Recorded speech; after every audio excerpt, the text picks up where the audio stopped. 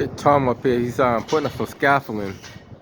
And key point, what I noticed about scaffolding, which was brought to my attention, the reason why that scaffolding on Beacon Street toppled over, they didn't fix any pins.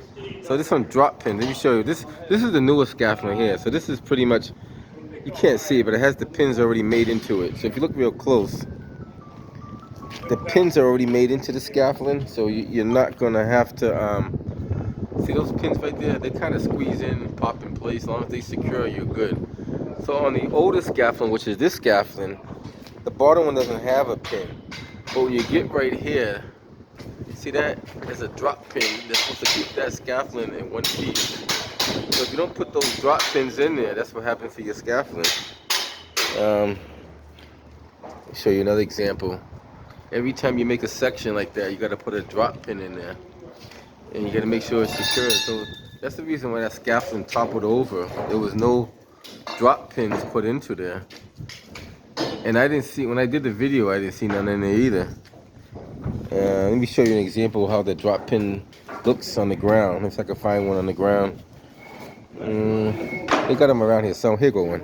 So this is how it looks when you put it in. This section right here. This piece here goes into the top. And that's your receiving piece where the drop pin goes in. And they did not have that on that scaffold on Beacon Street. Which I noticed that. And I was always saying, how could that topple over like that? But that's one of the reasons.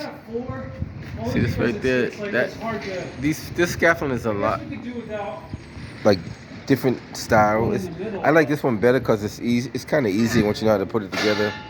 You just kind of lock that in place. You can do all your angles you want to do with that. But that pin right there is very important. Make sure it locks in place. Don't just drop it in place. Make sure it actually locks in place. Go up to the top. There's a jack up there. But you got the veteran guy right there. He's the man. Oh, I see what you're saying. It's time to build it, just release it and put it back. I see. Okay. It's the hardest working guy right there. Yeah, we're gonna make sure you get a raise, man. You got a raise up there. You got a raise, right? He went up 2 stories. He's up there. Oh man. So that's the key point that you got to do. Like that drop pin. Every time you put a connection, drop pin has to be there. If you don't have some, go get some more. You know, buy a whole bucket of them. It's best to have too much and not enough.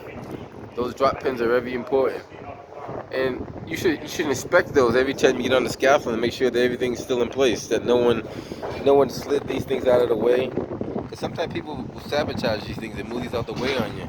So when you're going up on your scaffolding, just kind of give it a tug. Make sure everything's in place. Like, make sure those are in place because these are your stabilizers. These things are going to help you kind of stay. I mean, this is just a connector, so that doesn't really matter. But stuff that's support, make sure this thing is down, not up. Because if this is up, it's going to slide out.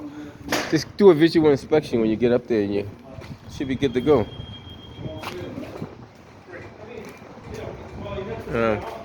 This guy here, he's responsible for doing all that, so he's the one showing me. He tells me to check everything before you get on it. Don't touch nothing unless it's been looked at. All right, guys.